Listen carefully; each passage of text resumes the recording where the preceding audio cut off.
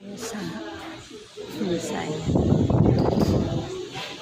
Mag-inquire tayo kano ang ating babayaran ngayon sa kuryente.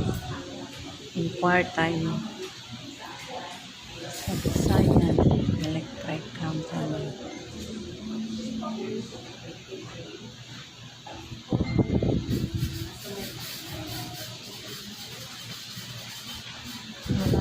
Walang tao masyado nito guys, kasi walang naputulan yan, kaya kunti na ang tao.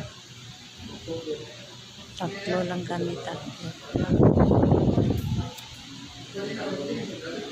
Office ko ng Visayan Electric.